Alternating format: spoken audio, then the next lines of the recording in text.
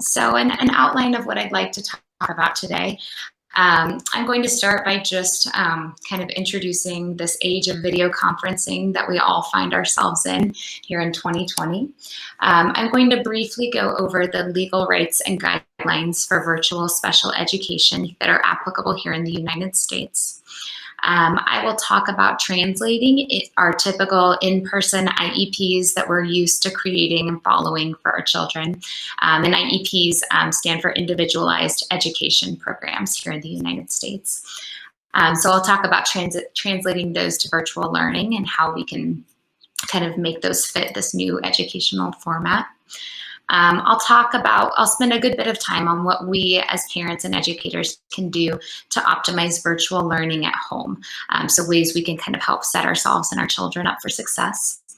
I will discuss virtual therapy sessions and how that may be different from virtual education and what we can do in that realm. And then a few thoughts to close about kind of making the best of this difficult situation. So to start, we find ourselves in 2020 during a COVID-19 pandemic in this era of video conferencing. So of course, earlier this year, schools, workplaces, and healthcare providers all shut down all non-essential in-person activities, which seems like it was yesterday and also many years ago at this point to me. As such, the use of video conferencing, which is sometimes referred to as teleconference or telehealth or virtual platforms, that type of communication skyrocketed across sectors, and everyone scrambled to figure out how to adapt this technology to the needs of their industry, whether that be healthcare, education, business, etc. There we go. In terms of education, most schools pivoted as well to online learning in the spring of 2020, and they focused first on developing virtual platforms and curriculum for regular or traditional education classes. And there have been a lot of articles coming out in venues like the Washington Post or the New York Times about how this left special education teachers, students, and their families feeling overlooked, confused, and frustrated about how to help their children continue to access educational services during the lockdown when so much time and energy was being put towards trying to apply regular education to the online or hybrid environment. For parents, especially of children with special needs, this brought an entirely new set of challenges, not only related to their children's education, but also their children's medical care, therapy sessions, not to mention social life, activities, behavior management around the home, and also the mental health of children as well as their entire families. So many different stressors and aspects of change to deal with across the board. So as we face the fall of 2020 and beyond, with no clear end in sight to this pandemic and the virtual learning and therapy platforms that have kind of come along with the current situation, the question arises with what can parents do to optimize their children's development given these circumstances we find ourselves in? And perhaps most importantly, how can we do it while preserving our entire family's mental health in the process? Because I don't know if anyone else has been as overwhelmed as I have with all the suggestions of how to create schedules and do all the things while also working and living all from home together. So that's kind of an introduction to the situation that kind of brought to bear this presentation. I'm going to briefly go over just a little bit about legal rights and guidelines here in the US for virtual special education. According to Section 504 of the Rehabilitation Act, which has been in place since 1973 in the United States, public schools must administer even virtual learning in a fashion that is not discriminatory on the basis of any disability. IEP again stands for Individualized Education Program, and the IEP teams at schools are to determine appropriate placement, and importantly, schools cannot deny students with disabilities access to online education. So they have to find a way to adapt this platform to meet the needs of students with different types of disabilities. Overall, all students legally have access to a free and appropriate public education. So FAPE is an acronym that you'll see quite a bit in the United States education legislature, and that can come into play when we're talking about access to online education as well. Since the pandemic and the lockdown, the United States Department of Education has stated that schools must continue to provide special ed services during virtual and hybrid model learning. So they have explicitly stated that. However, they've also noted that exceptional circumstances, like a pandemic, may affect how special education and related services and supports are provided to students with disabilities. And so the department will offer some flexibility to schools in terms of how closely their previous IEPs are followed in this new world. The National Association of State Directors of Special Education put out a statement over the summer acknowledging that in the spring of 2020, with the unprecedented shutdown of most schools, many students with IEPs in the United States could not access some or all needed services. And so they acknowledged that that was kind of a failing on the part of the schools due to the fact that no one saw this coming and everyone was kind of just scrambling to finish out the school year. They recommend that schools convene IEP teams in the summer and early fall to collaborate with families and students to assess individual needs going into fall 2020, assess individual progress and or loss of skills.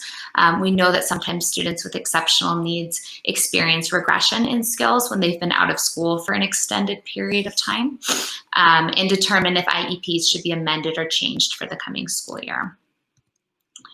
A couple of important terms to think about when you're going into these IEP meetings are the difference between compensatory services, which are services designed to make up skills that have been lost, like due to regression from the extended COVID-19 shutdown. And these are determined on an individual basis by IEP teams. So that might be something you want to request for your child, would be compensatory services. On the other hand, educational continuity services are offered to all students by their school system through distance learning and or hybrid learning, which means a combination of in-person and virtual learning during the COVID-19 school closures. And local school systems must ensure that students with disabilities are provided with appropriate access to the general education standards. This organization notes that the educational continuity services may or may not be equivalent to what was described in the student's IEP that existed before we went to this new model of virtual or hybrid education. I also wanted to just take a moment to distinguish between Section 504 plans and IEPs. This is probably the most common question I get from parents in my practice. And again, apologies to our international audience. This applies, I think, only to the United States. But briefly, Section 504 plans and IEPs differ in a number of ways. They have different governing laws. So 504 plans, as I mentioned, are under the Rehabilitation Act, whereas individualized education programs, or IEPs, are covered under the Individuals with Disabilities Education Act, or IDEA, which was updated as recently as 2004. In terms of the overseeing governmental agency, they are both under the Department of Education, but 504 plans are covered under the Office of Civil Rights, whereas IEPs are under the Office of Special Education and Rehabilitation Services. In terms of ages, a 504 plan can cover an individual for their entire life. It can be applied in workplaces, whereas IEPs are only applicable to the public primary and secondary school systems up until age 21. So not college through 21, but public schools through 21. In terms of eligibility for a 504 plan, students must have a disability that affects their ability to access the curriculum. IEPs are a little more strict in that students have to qualify in one of 13 categories of disability. And of course, that disability has to affect the child's ability to access the general curriculum as well. 504 plans do not necessarily require a written plan, but they often have one. IEPs do require a written plan.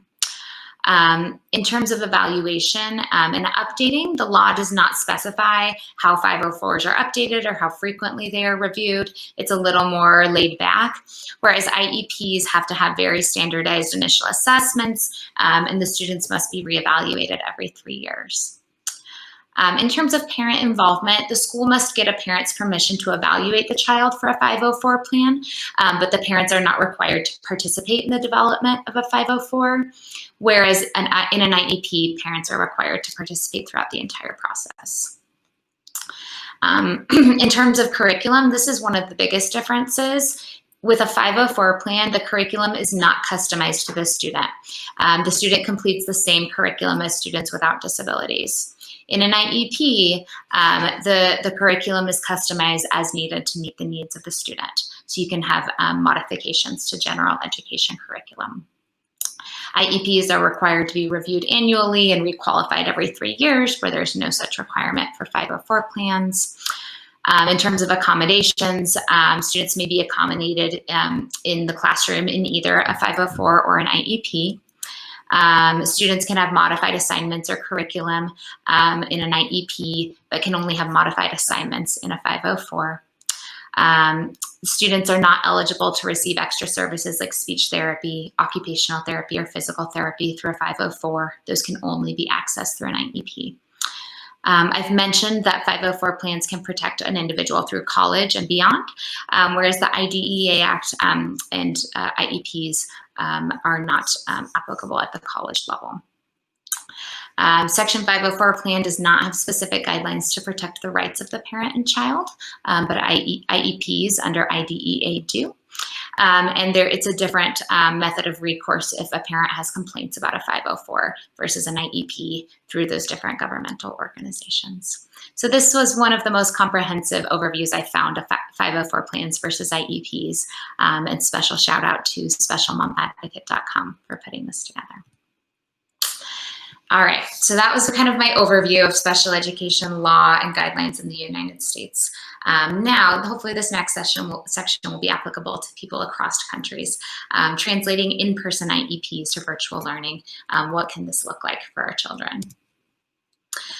So virtual learning necessarily, by definition, puts more responsibility and work on the student as well as a parent or adult facilitator. That's just something to say off the bat. It is going to be more work to learn virtually. Okay.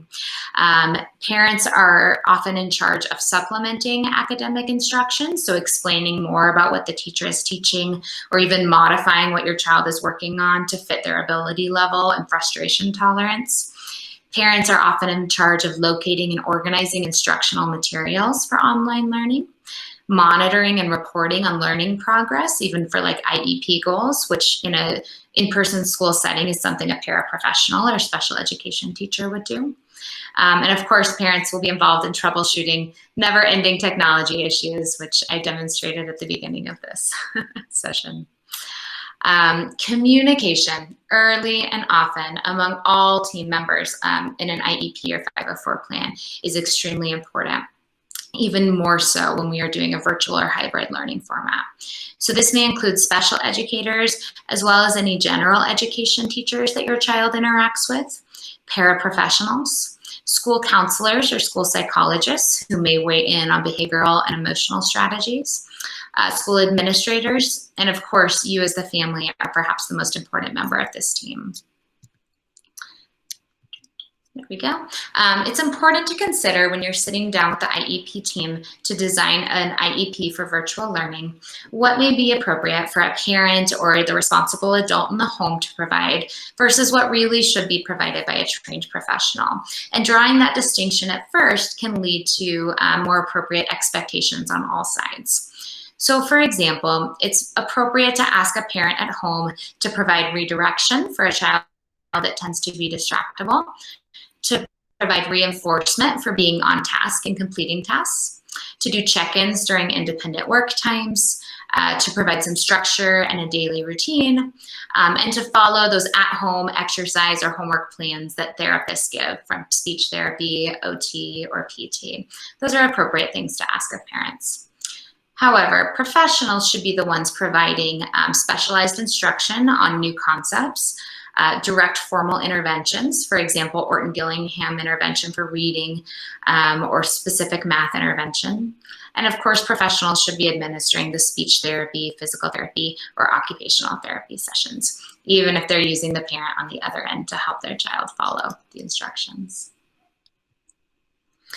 It's important to work with your child's IEP team to evaluate which of their previous IEP goals are achievable in the virtual environment, and then break those goals into manageable and measurable benchmarks. That is how IEPs work, is we track little baby steps on the way to these big goals. And as a parent who may or may not have a special education formal background, you want it to be as clear as possible what you're looking for and how to track your child's progress. This will help not only your child, but also you navigate this new learning system.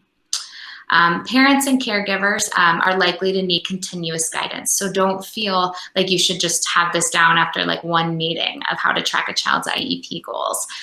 This is something people get formal master's degrees in. And so don't be afraid to ask for help, weekly check-ins with your child's special educators via phone, email, or video conference so that you feel supported in knowing what you're looking for and what expectations to set of your child and you. It was suggested on one of my websites that I was researching to create a group of parents with students in special education, either at the same school or with some of the same learning concerns. For example, this WSS group might be a good group to connect with to swap ideas about virtual or hybrid education, and also just support one another during such a challenging time. And it's important for everyone to understand it is simply not possible to completely replicate the in-person school environment at home with all the professionals, all the stimulation, the curriculum, the socialization, etc. So maybe that can take some pressure off of us as we face this school year, that we are simply not able to replicate an in-person school year. And then that leads to the next question. So what can we do? Some things that you might consider including in a virtual IEP that may or may not be kind of different forms of accommodations or supports that were included in an in-person IEP. Most children have something about multimodal instruction in their IEP. That is how most people learn best. In a virtual setting, it can be hard because it's difficult for teachers to have hands-on materials, right? That has to be something that parents have, and not all families will have access to different hands-on manipulatives. However, written education materials alone are not the best way for almost anyone to learn.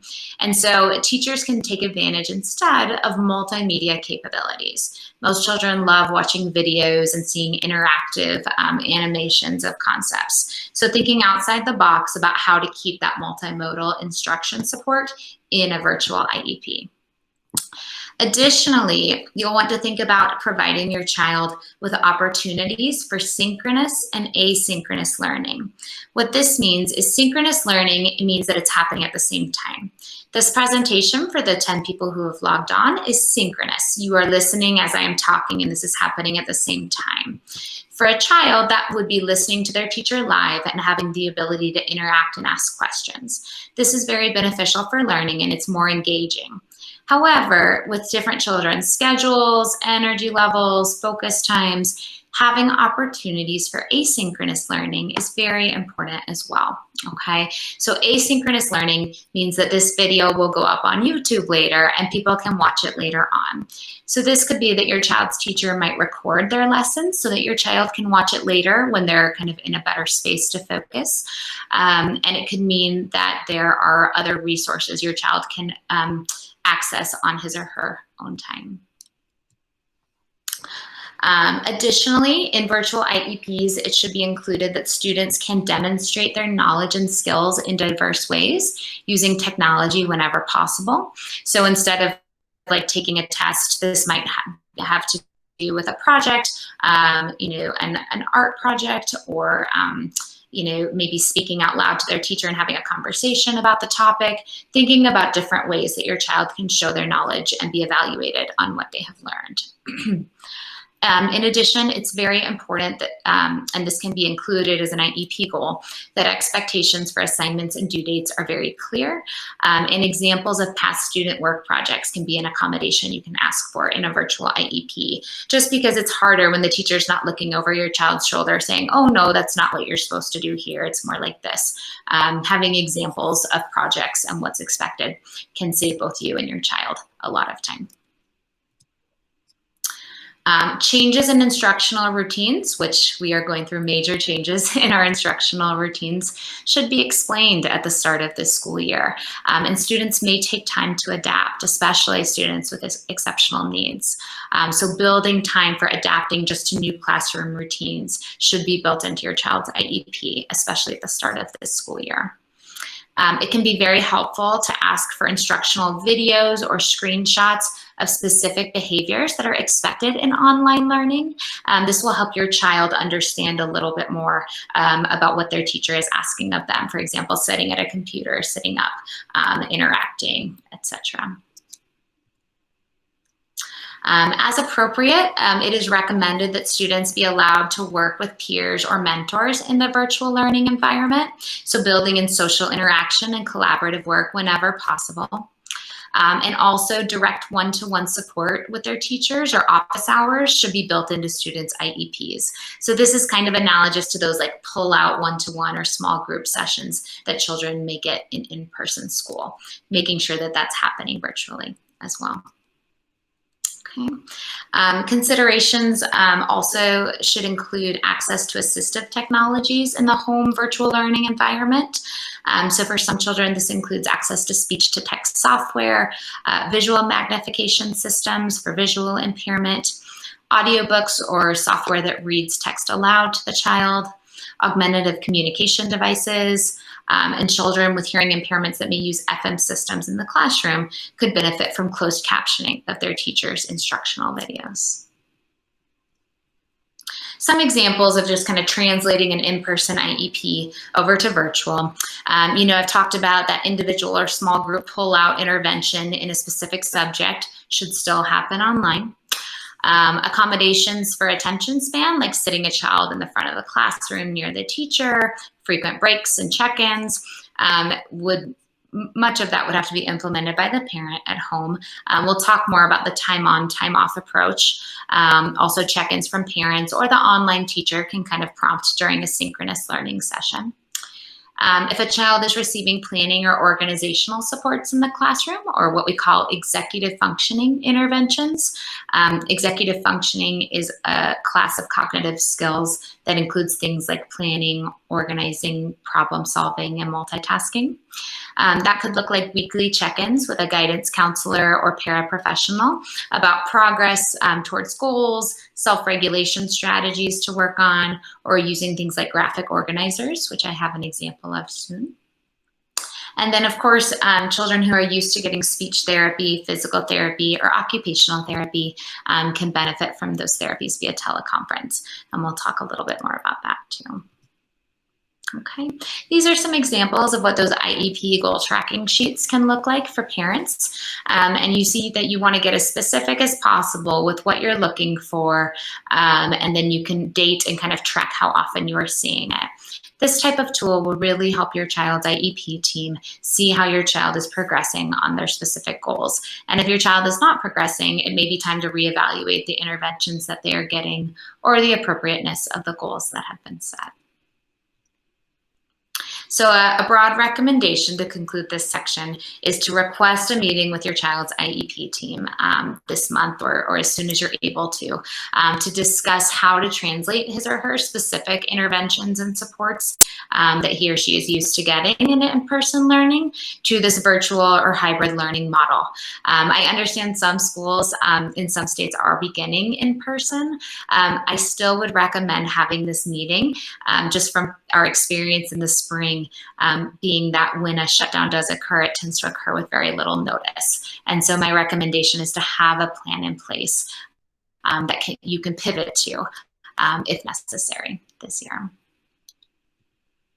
Okay, the next section, I'm going to go through a bunch of just practical strategies and tips for optimizing virtual learning at home. The first section is just motivating your child to learn at home. Harnessing your child's natural interests. So as much as we can, if your child loves dinosaurs, work on addition and subtraction with small dinosaur figurines, right?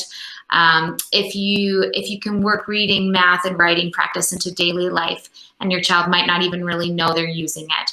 For example, on a walk, identify letters or read signs in the neighborhood. Use math when you're adding tablespoons together and cooking. Write and draw on a card to a friend or a relative to practice handwriting. Things like that absolutely count, and we need to be as creative as we can this year with our children's learning. When a task is too hard, which inevitably tasks will be challenging, help your child break it into smaller steps and tackle it one step at a time. What's the first thing we need to do to get started? Yes, great, let's do that. Okay, what comes after that? Write the steps down in a list for older children, or you can make a graphic or a picture like a ladder for younger children with like pictures of the steps. And that can really help your child not only not feel overwhelmed with what a big project it is or where to start, it also helps build those executive functioning skills, which are really crucial in adult life. Involve your child in choosing small rewards for working on tasks that are important but not necessarily interesting to them. Sometimes these are called non-preferred tasks, and students with special needs have a particular aversion to not wanting to participate in non-preferred tasks because we tend to ask more non-preferred tasks of students with special needs, and it tends to take extra cognitive effort from them to engage in those tasks. So for example, you're gonna have to finish this math worksheet, and I can tell it's your least favorite thing to do. What could you give yourself as a small prize when you finish the page? We are not talking like large toys, you know, extravagant rewards here. It could be a fun break, like a dance session video. It could be that you go spend special time with your child after you finish that math worksheet, which means that you are following along with their play, whatever they'd like to do. Or a privilege, like maybe staying up 10 minutes later that evening. Sensory supports can also be helpful for helping your child regulate during at-home learning. These can include things like a weighted blanket, or if you don't have a weighted blanket at home, you can find other things. Some people have small dogs that will sit on their child's lap. Anything that provides kind of some weight can be helpful and calming for seat work. Fidget tools, conversely, can also be helpful for focusing. An exercise ball or a wiggle chair can also be helpful. The same areas in the brain that regulate attention also regulate movement. So when we move, it actually helps activate those circuits in our brain that can help us focus. For some children, things like aromatherapy or calming music may be helpful. For other children, those might be like overstimulation, and noise-canceling headphones may actually be more helpful. So knowing your child and what helps him or her focus best. Trying to stay positive is a big thing to work in here. You know, if you are positive, you set the tone for your child for online learning. So I don't mean to minimize the very real stressors that come along with this online learning, as well as this entire pandemic time for parents and entire families. But looking on the bright side when you can, saying things like, isn't it fun? We get to do school together. You can help me learn some of these concepts. Reframing your child's mistakes as opportunities to learn. Help your child find and fix their own mistakes instead of you pointing them out can be very helpful to sustain their motivation. So instead of saying, oh, this one's wrong, you say, you did a great job. Help me check your work. Can you find the 2 mistakes that I see? So then even though you found 2 mistakes, you're giving your child the opportunity to be the one who finds them. Great, now you tell me how to fix them, okay? And letting them kind of take the lead on that helps them to not become discouraged. If you're going to give praise, instead of giving broad praise, like you are so great, you're doing a great job, give really specific praise. You've already solved the first part of this problem really well. I'm impressed with how well you kept working, even when it was hard. Let's figure out the second one together. Very specific praise to what they're doing in that moment will help spur them forward to keep working. This is a big concept that we're going to unpack a little bit together. Allowing your child choices within the structure of what has to be done is probably the biggest tip to sustain motivation and engagement in any activity. So you have math, reading, and spelling to do today. Which do you want to work on first? In science, you need to learn about a plant. Which plant would be interesting? Let's go on a walk and find some plants that you might be interested in and come back and learn more about them. So this structure plus choice equals success equation involves things such as setting aside a specific time for school, which could have your child's input. You know, if your child is not a morning person, maybe you let them sleep in. And that's something that will kind of help them be more ready to engage in school, you know, depending on the schedule required, I guess, by your child's school. Creating a daily schedule is a big deal. So this is something that can be written for older children, or pictures like this photo over here on the right for younger children that can be very simple. There's a lot of examples of these on Pinterest or even just Google Images. I like the one on the right, the picture schedule, because it has clips, so things can be a little bit flexible. You know, if we're having a day where breakfast takes us a really long time, maybe we move making the bed to after our first class of the day or something like that. But either is great. And it's very helpful for children to see what's expected of them, and they will start to gain a feeling of accomplishment for getting through their routines. It's helpful to designate a workspace for your child with minimal distractions. This includes things like windows where they can see people or cars going by. This includes not doing school in a room that has things that are more fun than school, very accessible. So like a playroom or their room where there's a lot of things that are probably more interesting than their work. And then making a to-do list with your child and deciding where to start. And this is where some more choice can come into play, as I said in the example earlier. A time on, time off approach is highly recommended. This involves deciding how long you think your child can focus on a given task. And this might be different for like math versus reading versus speech therapy practice, etc. And set ideally a visual timer for that length of time. And an example of a visual timer is included on this slide, the time timer, where so you turn the dial and the red is how much time is left. So this timer is actually set for 45 minutes and it counts down. So the red gets smaller and smaller as you get closer to the timer going off. And this is helpful for your child to visualize for how long they are expected to focus on a task before they get a break. It's really helpful to set it for the exact approximate length of time that you think your child can focus to set them up for success. We're not asking them to do more than they can do, but we're asking them to do the extent of what we think they're able to do, okay? So when the timer goes off, your child can have a short break, and I usually say that's proportional to the length of focus time. So if your child can focus on a task for 45 minutes, they can have a 10 or 15-minute break. If your child can focus for 7 minutes, they can have a 3-minute break, about that kind of a ratio, okay? It's important to not give screen time, even though that's a very rewarding reinforcer for most children. Screen time is really difficult to tear ourselves away from. So the break should be something physically active, because again, that helps to stimulate those attention circuits in the brain, but not something that is so interesting and fun that it will be hard to get back to kind of the work or the must-dos after the break is over. Okay, it's important to create a mix of preferred and non-preferred activities in your child's day. Any of us, if we were asked to do a laundry list of all the things we really dislike doing, would get pretty discouraged by the end of the day. So mixing in not just breaks, but preferred or fun activities that you're asking them to do.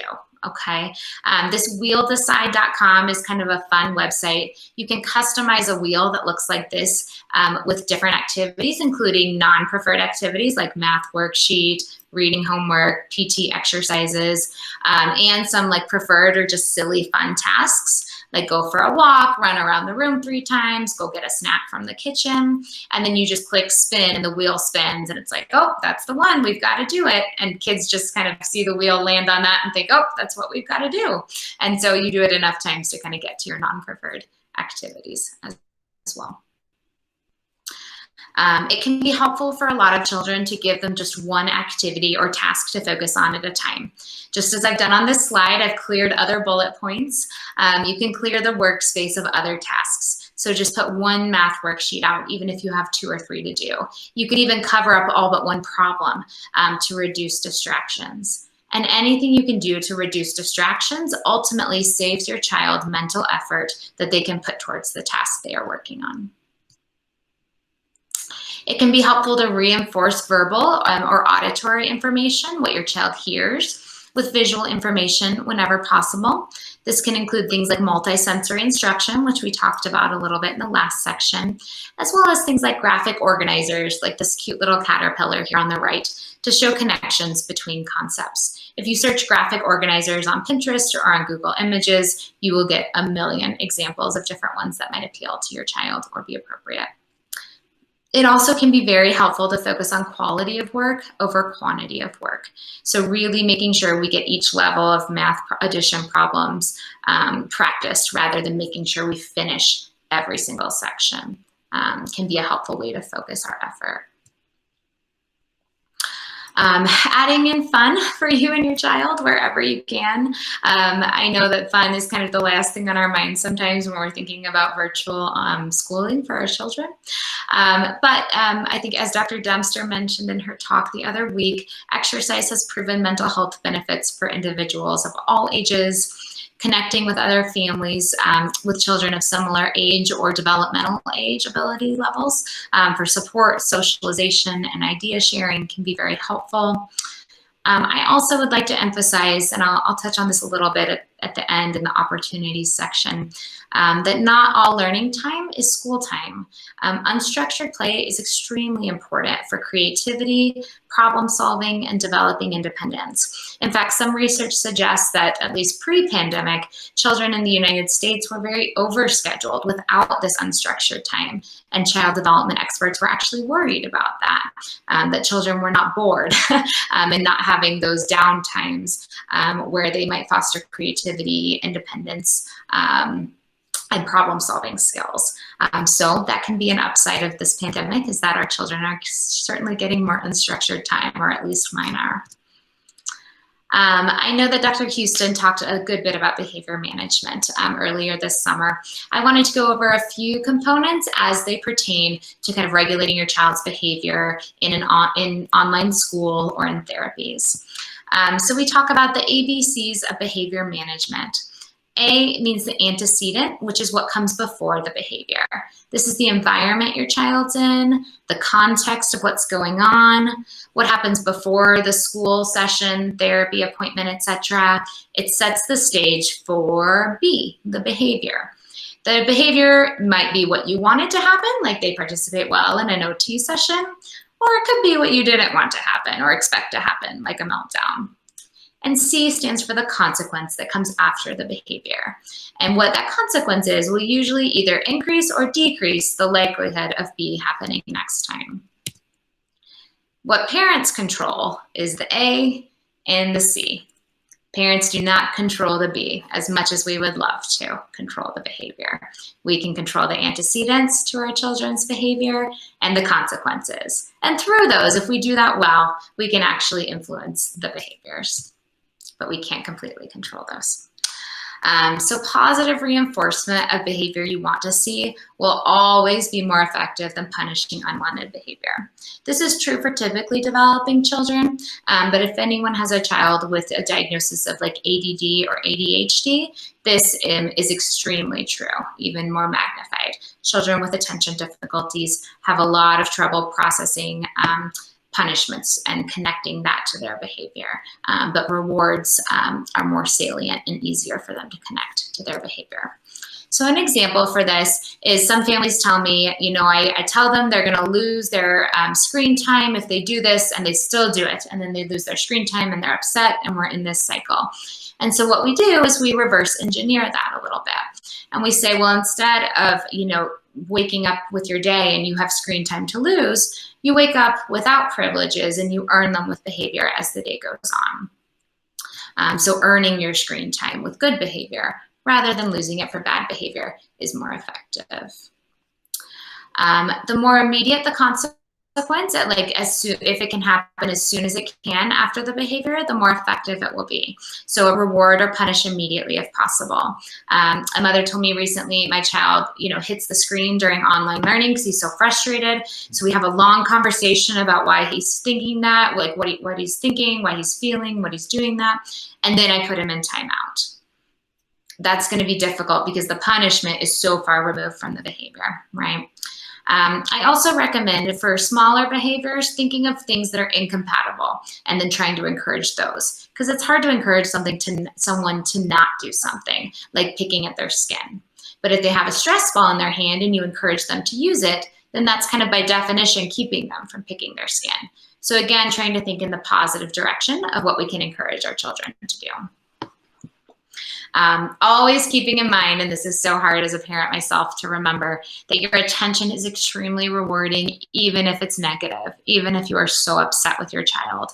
That is more rewarding than ignoring. So ignoring unwanted behavior, as long as there's no safety risks, etc., is the most effective way to discourage it. And in turn, giving all your attention to wanted behavior is so important if you'd like it to continue. When you're administering consequences for behavior, try to be calm and businesslike, even if you are anything but on the inside. And parents can give themselves timeouts too. When we're feeling frustrated and overwhelmed, it can be a nice example for our children to say, Mom needs a timeout right now. I'll be back in a few minutes, and go up to take a private moment. All right, so that was my part on behavior management. I'd like to jump to virtual therapy sessions now, because I know that some people may have that be more applicable to their situation versus the virtual learning or IEPs. So telehealth therapies have actually been around for over 20 years, although most of us are only learning about them now in this COVID-19 era. Professional speech, language, occupational, and actually physical therapy associations, I don't have that on there, recognize telehealth as a valid and acceptable service delivery modality for their interventions. And their research demonstrates comparable outcomes to in-person therapy, as well as generally acceptable levels of customer as well as therapist satisfaction for telehealth therapies. Now, I will give the caveat that I was not able to find research specific to pediatric therapies, which I feel like have some important differences to speech, PT, and OT being administered to adult patients via telehealth. But overall, they are valid practices that have been around for quite a while. There are certainly some benefits to consider when thinking about telehealth therapies. It saves family travel time as well as cost. It's more accessible for families who live in remote areas where maybe there aren't therapy centers or children's hospitals nearby. It leads to fewer missed sessions for things like bad weather and you don't want to travel, a sibling who's ill so we can't come in, traffic jams so we're late and we miss our appointment time. All those barriers are removed with telehealth sessions. Additionally, and this is something that especially the Speech Language Therapy Association points out, parents learn strategies by being so present and integrated into telehealth therapy sessions that have then been shown to affect how parents communicate and interact with their child throughout the week, which actually helps the therapy be more effective, although it is kind of the parents doing the work in that situation, but it's been shown to be helpful. Additionally, especially for certain types of therapies, conducting the therapy via telehealth allows the child to be in their natural environment, and that helps translate the gains better into daily life. This can be true for feeding therapy, where you can see a meal time at the child's in the child's home environment, or it could also be true for physical therapy, where you can watch the child kind of navigate the stairs at their home, which may be steeper or less steep than the stairs at the physical therapy gym. Additionally, in the current COVID-19 era, it's a big benefit that no one has to wear masks during telehealth session. Many of my children with special needs have had a hard time wearing their masks, which is a required precaution at, I think, all hospitals right now and therapy centers. Not to mention that when children come to see me, I have a mask and a face shield on and look pretty scary. So I think that is a benefit of telehealth. Certainly, there are drawbacks. So of course, a therapist cannot be hands-on with the child, which is especially detrimental in physical therapy, where they might kind of manipulate or help a child posture. Telehealth therapies also rely quite a bit on the parent or caregiver being present with the child for behavior management and kind of helping direct the child through the activities. Many children find virtual platforms less engaging than being in person. It's easier to kind of tune out someone on a screen than a real live adult in front of you. There are more distractions at home, so toys, siblings, doorbells ringing, and these can interrupt therapy, whereas that wouldn't happen at a center. And families may not have access to special tools like at the therapy office. So OT, you may use different types of putty or substances for sensory stimulation and fine motor development. PT might have some set stairs that they want a child to practice on, and that might not be accessible in families' homes. In terms of making the best of telehealth therapies, think about setting yourself and your child up for success by making your appointments on a day or a time based on your child's energy level, their focus level, and also the schedule of your family. So not picking a day where you have a ton of other things going on and will be rushed or stressed. Choosing a location in your house, again, that's as quiet as possible with few distractions. Using that same location each time so that it feels like it's the place where you kind of go to work or go to do therapies. And doing some rigorous physical activity before, some jumping jacks, some running, a vigorous walk around the block, jumping on a trampoline, even just going up and down the stairs a few times can be helpful, again, to aid focus because physical activity helps our brains to pay attention. I recommend thinking of a therapy session and putting it into your calendar as putting it in as starting 30 minutes before the actual appointment time so that reminder comes up and you're cued to start getting things in order. Versus if you put it in for the real start time, you'll get like a 5-minute reminder, right? So you'll want to do things like have your child fed, a meal or a snack, depending on the time of day, go to the restroom, have a water bottle available. Remind your child what's about to happen, what to expect, and what we expect of your child. That can be very helpful to go over that each time before a session. Because while we as adults, especially those of us who are working and working remotely, have adapted very quickly to the online platform, I'm often reminded that children are not used to this. This is still very foreign to them. So frequent reminders of what we're about to do and what we expect of them can be helpful for everyone.